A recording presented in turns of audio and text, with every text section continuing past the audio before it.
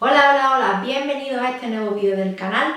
Hoy vamos a hablar de las diferencias biológicas entre el hombre y la mujer para entender, para respetar las diferencias anatómicas y fisiológicas que nos separan, y este conocimiento hará que nos enriquezcamos personalmente. El sexo se puede estudiar desde diferentes perspectivas.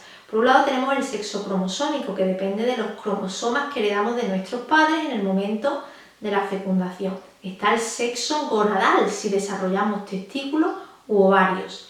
También tenemos el sexo genital, si desarrollamos aparato reproductor masculino o femenino. También tenemos la orientación sexual o el sexo psicológico y el rol sexual que cada individuo desarrolla en la sociedad.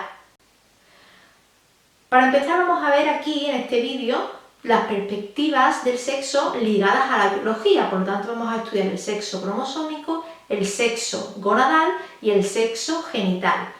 En cuanto al sexo cromosómico, tenemos que tener en cuenta que las mujeres en la especie humana somos XX y los hombres XY, es decir, las mujeres solamente podemos dotar a nuestros hijos de un cromosoma X. Sin embargo, la variabilidad sexual la ofrece el hombre, ya que puede aportar o un cromosoma X o un cromosoma Y. Y entonces, la unión al azar de esos dos gametos pues generará una niña que será XX o un niño que será XY. Tenemos que tener en cuenta que el cromosoma X y el cromosoma Y se aparean en el varón, pero son distintos, son cromosomas diferentes, uno es muy largo y el otro es más pequeño. Tienen una zona homóloga que se aparea, que son iguales, y tienen otra zona que es diferente. En el cromosoma Y es mucho más pequeñita, y ahí es donde está la clave para todo el desarrollo sexual posterior.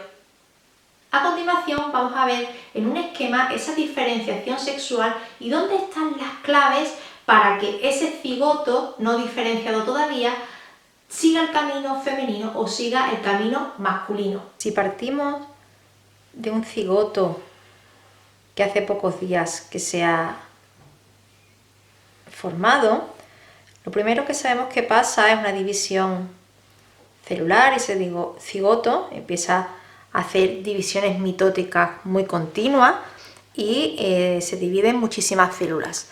Este cigoto aquí ya está escrito, ya ha recibido o un cromosoma X o un cromosoma Y de su padre. De su madre siempre ha recibido el cromosoma X.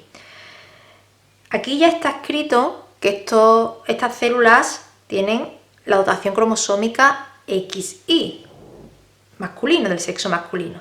Pero todavía aquí no hay ninguna célula que haya dado el paso de diferenciarse en órganos sexuales masculinos. Este embrión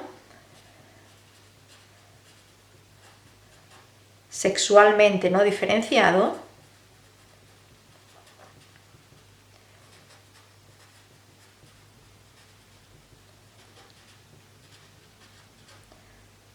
lo primero que desarrollará serán 3 conjuntos de células que son los conductos de Müller.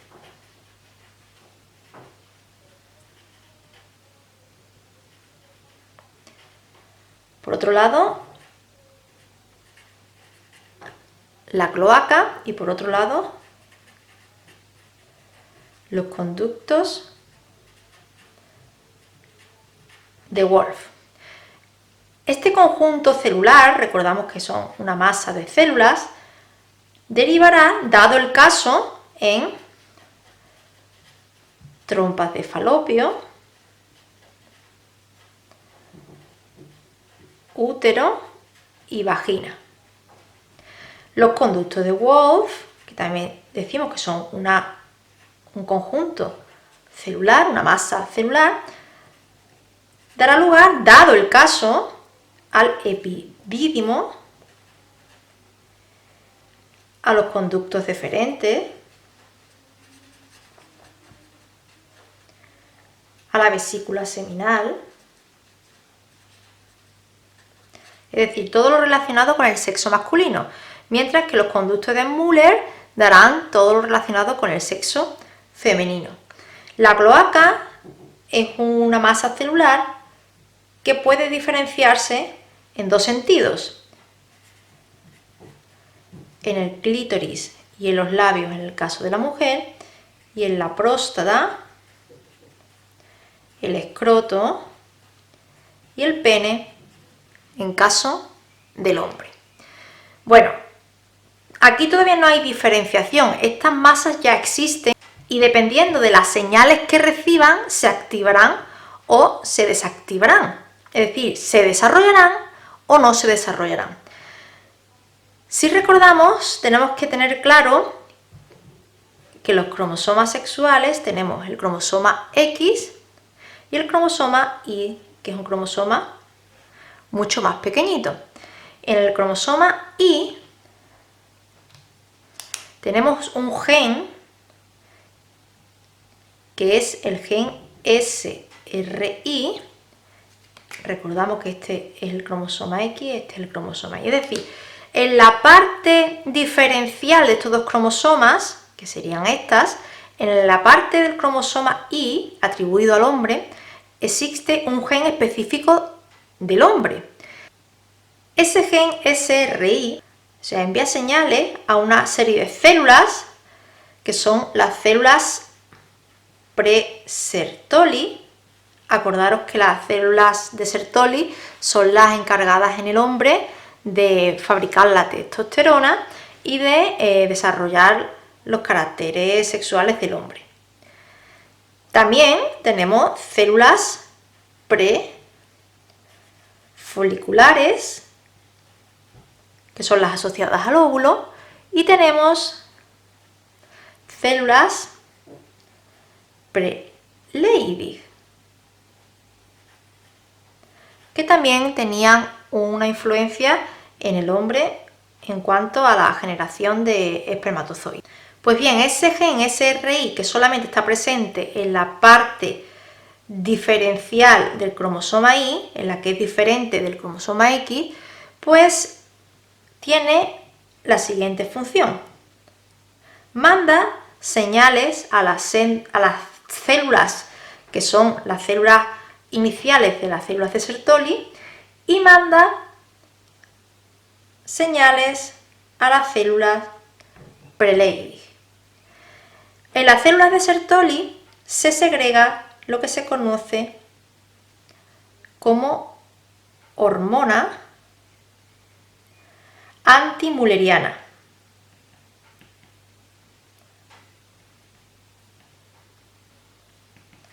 Es decir, estas células de pre-Sertoli segregan ya una hormona antimülleriana que lo que hace es inhibir esta vía. Es decir, inhibe que se desarrollen los conductos de Müller, por eso se llama antimülleriana. Pero además, en las células de Leydig, ese gen SRY envía la información de que esas células de Leydig segreguen testosterona. Y esa testosterona activa a este conjunto celular, a estos conductos de Wolff, los activa, produce una activación. Por lo tanto, el desarrollo de los caracteres sexuales secundarios pues irían por aquí en el caso de que tengamos en este cigoto tengamos un cromosoma Y con un gen SRY bien colocado y sin problemas, ¿vale? Entonces, esta vía necesita activación, la vía del sexo masculino necesita activación. Esta no, es decir, que la tendencia natural del desarrollo sexual sería una tendencia hacia el desarrollo femenino, porque aquí no necesitamos activar nada, porque si esto no está, esto no se activa, por lo tanto, esta vía se quedaría anulada. Entonces, la vía natural sería esta. Cuando existe el gen SRY, se produce una cascada hormonal que anula la vía femenina y activa el desarrollo de las células masculinas.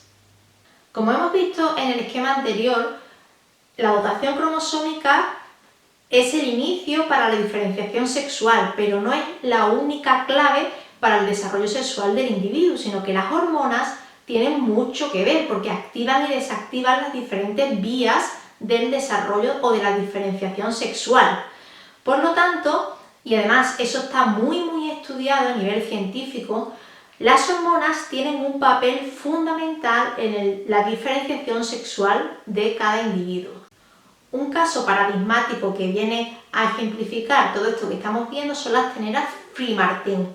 Las terneras Free-Martin nacen de un parto gemelar, en este caso son terneras o terneros mellizos, donde las placentas de esos terneros se vinculan. Hay un fallo y esas placentas se vinculan. De tal manera que en el caso que se dé un parto de un macho con una hembra, ese macho, al vincular la placenta con su hermana hembra, le inyecta, le traspasa parte de la testosterona que él mismo está fabricando. Entonces esa testosterona tiene incidencia en la ternera, de tal manera que genitalmente y aparentemente es una ternera hembra, pero no es fértil por la influencia de esa testosterona a la que ha estado sometida durante el embarazo, por la vinculación de sus placentas. Otro experimento apasionante que nos demuestra la influencia de las hormonas en la diferenciación sexual es el experimento de los conejos de Host. Host era un científico que experimentó con conejos y en los fetos de los conejos le extrajo un testículo, no dos, uno. Al retirarle el testículo le retiraba gran cantidad de esa testosterona que el conejo necesita para desarrollarse como conejo macho. Al retirarle esa testosterona se cortaba la vía de los conductos de Wolff y por lo tanto se activaba la vía femenina. Y esos conejos que habían nacido machos y que se estaban desarrollando como machos se volvían hembras. Y esos conejos ya nacidos hembras, si se le aplicaba testosterona, se volvían machos. Fijaros qué apasionante. Ya hemos visto la diferencia de la testosterona en la diferenciación sexual, pero vamos a ver ahora qué influencia tiene la testosterona en la vida adulta de un hombre, especialmente a partir de la pubertad. Si hacemos una búsqueda de artículos científicos sobre la testosterona, nos salen más de 57.000 trabajos y estudios sobre esta hormona en el hombre. La testosterona tiene una influencia, en primer lugar, en el hombre en los neurotransmisores tan potentes como puede ser la dopamina y la acetilcolina. La primera es necesaria para tener un buen estado de ánimo, la segunda es necesaria para tener una buena memoria. Con unos niveles óptimos de testosterona tendremos esos dos efectos secundarios, buen humor y buena memoria. El segundo efecto de la testosterona es que favorece el apetito sexual del hombre y el desarrollo de caracteres varoniles, por ejemplo, el desarrollo de la musculatura. Y el tercer efecto que podemos ver en la testosterona es que ésta influye en la amígdala y ésta influye en el comportamiento competitivo del hombre. La testosterona es una hormona fundamental en el hombre que produce energía vital en el hombre, pero fijaros qué curioso que esta energía vital, la testosterona, se potencia a través del ejercicio físico, es decir, que cuanto más ejercicio físico haga el hombre, más testosterona va a segregar y por lo tanto más energía vital va a tener. Para afirmar todo esto hay muchísimas investigaciones que se hacen en laboratorio mediante experimentos, sobre todo con animales castrados, animales que se han quitado los testículos y por tanto no tienen el órgano fundamental para segregar testosterona. No solo las testosteronas se segregan en el testículo, también tenemos otros tejidos que lo segregan, pero la mayoría, la gran cantidad de la testosterona es verdad que se segregan en el testículo. Si cogemos animales que les faltan esos testículos, tendremos animales con una baja cantidad de testosterona en su organismo. Estudiando el comportamiento de esos animales podemos inferir comportamientos y efectos de la ausencia de testosterona. Investigaciones sobre esto se hacen muchas con ratones castrados que se meten en una caja con una cuadrícula y se observa su comportamiento. ¿Cuál es la conclusión? Aquellos ratones que están castrados y tienen un bajo nivel de testosterona normalmente discurren por el lateral de la caja cuadriculada y defecan mucho. Eso es señal de ansiedad, de estrés. Por lo tanto, la testosterona hemos dicho que es una hormona que estabiliza el estado de ánimo, fomenta la competitividad. Si le falla al hombre, le falla la testosterona, pues le está fallando esa herramienta positiva. En caso de ratones no castrados, es decir, con un nivel de testosterona normal, estos ratones circulan mucho más por el centro de la caja y no defecan. Por lo tanto, tienen un control mayor de su estrés y su ansiedad. Otro ejemplo clásico para estudiar el efecto de la testosterona en el estrés y en la ansiedad es poner a los ratones castrados en un circuito en cruz elevado, de tal manera que una parte de la cruz tiene unas paredes y otra parte de la cruz está al aire libre. Y se observa que los ratones que tienen una concentración de testosterona normal se aventuran a salir a la cruz que no tiene protección. Por lo tanto, aquí también se infiere ese carácter competitivo que le otorga la testosterona al hombre. Ahora vamos a ver el efecto que tienen los estrógenos y la progesterona en la mujer. Igualmente, si hacemos una búsqueda de artículos científicos sobre progesterona, por ejemplo, existen más de 66.000 casos de estudio de la progesterona y de su influencia en el organismo. Al igual que ocurre con la testosterona, la progesterona y los estrógenos tienen una influencia positiva en neurotransmisores que fomentan el bienestar, como pueden ser la dopamina, la serotonina o el GABA. Asimismo, una correcta concentración de estas hormonas nos ayudan a descansar mejor, a tener menos dolores y a tener una salud mejor a nivel cardiovascular.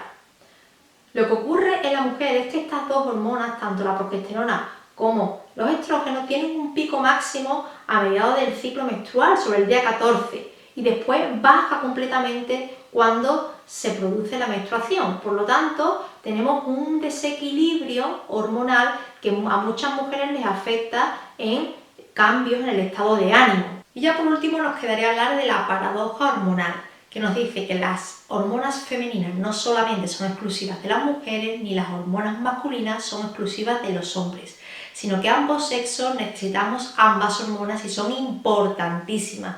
Por ejemplo, en el hombre es necesario durante el desarrollo que se segregue una cantidad de progesterona suficiente para que los huesos se osifiquen bien. Por eso hay casos en los que hay hombres que no tienen suficiente cantidad de progesterona durante el desarrollo y esos huesos no se mineralizan bien, por lo tanto siguen creciendo y eso provoca que sean hombres muy altos y que tengan tendencia a padecer osteoporosis.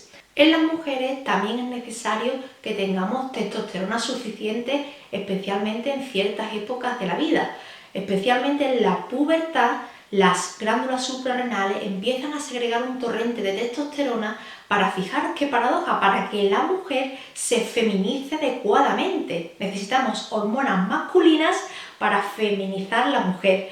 Y asimismo, la testosterona en la mujer es la responsable del apetito sexual. Por lo tanto, muchas mujeres cuando entran en fase de menopausia, al reducirse la cantidad de esta hormona, la mujer pierde el apetito sexual. Por eso en muchos casos se prescriben parches de testosterona que la mujer pone en la piel y va absorbiendo esa hormona que necesita para recuperar el apetito sexual después de la menopausia. Hasta aquí el vídeo de hoy, espero que lo hayas visto interesante, que hayas aprendido. Déjame un dedito hacia arriba si has aprendido algo y nos vemos en el siguiente vídeo.